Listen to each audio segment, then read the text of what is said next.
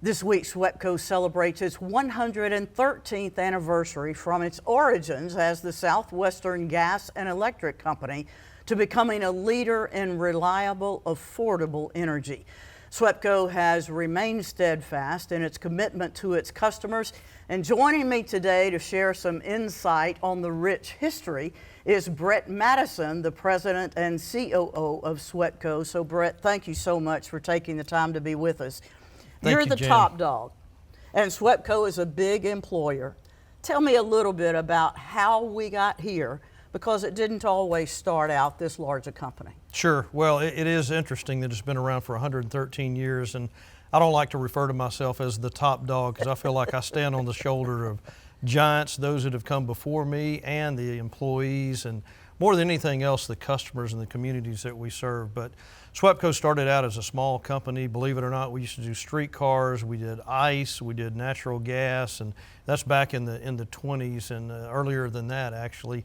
And it's gone through some evolutions where we, as I mentioned, we actually sold gas and had 2 or 3 companies, and it was owned by the Dawes, D-A-W-E-S brothers, and then they consolidated, and it was actually known as Southwest Company for a good while, and then Central and Southwest purchased our company, which was headquartered in Dallas, Texas. In Dallas, that's exactly right. And had 4 electric operating companies in Texas, Arkansas, Louisiana, and Oklahoma. And then we evolved into Southwestern Electric Power Company probably in the 50s, and then the acronym everybody knows us as is SWEPCO, S-W-E-P-C-O.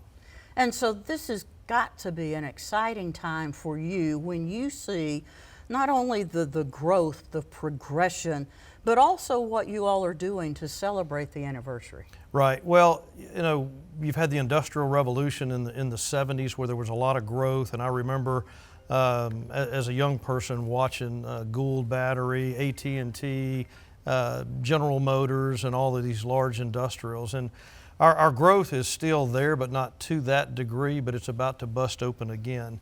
So if you don't mind, I'll digress a little bit. We've gone through a lot of evolutions where the first power plant we ever built was Arsenal Hill, which is down on Common Street.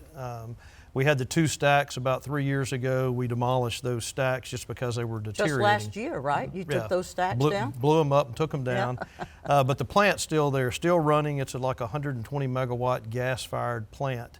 And that was the first one we built. So we were a natural gas company for many, many years. We actually owned our own natural gas fields. And so they were, compressed gas to our own generators. Well, you'll remember in the 70s during the Carter administration, we were in this big gas crisis. I can remember my parents, my mom and dad, you had to have a certain number on the back of your license plate, an even number to go get gasoline one day. The next day you could be odd number because we're running out of gas. Right. And by the way, my mom and dad will probably watch this. They tell me they see it all the time. Yeah, because they actually live in our viewing area. So yes. Hi, Mom and Dad, and yes. we thank you for raising a great son. Well, I appreciate that. Thank you very much. But it was made illegal to burn gas under a boiler. So in 5 years, we had to get out of the gas business. And it's like, what are we going to do? So we transitioned to solid fuel, coal and lignite. Our coal comes from Powder River Basin in Gillette, Wyoming, and we've got 3 of those plants. One's up in northwest Arkansas, Flint Creek. We've got one that is Welch plant in East Texas. Then the last plant, probably the last coal plant, believe it or not, that was built in the United States was in Arkansas called the Turk plant. It was an ultra super critical plant. It's very, very energy efficient, and all 3 of those plants are still running today. Wow. But with environmental law, we began to diversify. We've actually got some renewables, but we're fixing to begin building more gas generation as you hear these data centers and AI and all these, we call them energy hogs, because a large plant for us is about 500 plus megawatts, and one of those facilities consumes about 500 to 600 megawatts. Wow, that's amazing. Average people, we don't understand what you all go through every day just to keep our lights on. Well, and the average folks that you talk about are our customers, and that's our pride and joy, the most important thing we have. Yes, our employees are extremely important. Focusing on safety is important, but taking care of those end-use customers is what we do. Just like where we're sitting here today, all these studio lights, you can't have these go off. Right. So we do everything we can to try to keep them on, to try to take care of the customers, get invested in the communities that we serve, because that's vitally important. We realize we're a corporate citizen, and we literally volunteer thousands of our employees' hours every year throughout our service territory, which is in Arkansas, East Texas, and Louisiana, to make sure we stay plugged in and invested in our communities. Very important. Well, and you all do such a great job. There's no question about that. One of the things I think you're doing for your anniversary is to light up the old sign. Tell me a little bit about that. Well, if you go down Common Street, on top of the Arsenal Hill building, there was an old red SWEPCO kind of neon light at Southwestern Electric Power Company. And again, I remember as a kid, the Commercial National Bank, you could look up there, and folks at home can't see this, but I'm looking at a mural over here of the Commercial National Bank. It used to have on top of it the time and temperature. That's right. And that's something you could drive through and you could see it. And believe it or not, I was made aware this past week that those lights have not been on for a number of years. And it's like, we got to light that back up. That's kind of a staple item for a 113-year-old company that's always been on. So we're going to light that back up.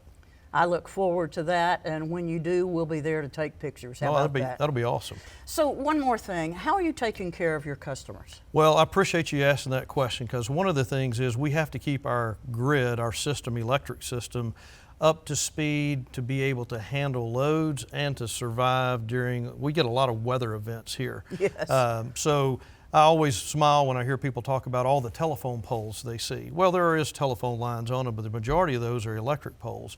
So those poles do have an end of life, and so we have a plan that's called resiliency. So we right now in our service territory are replacing 22,000 of those poles. So we started last year, probably about September, and by the end of this year, in all three of our states in the Arklatex area, we will have replaced 22,000 poles that didn't meet the test that they could be stood up for the next 10, 15, 20 years, so we're replacing those. So you'll see a lot of contract crews on our property, but we're doing that to ensure that the service interruptions are minimized and that the integrity of that system is where it needs to be.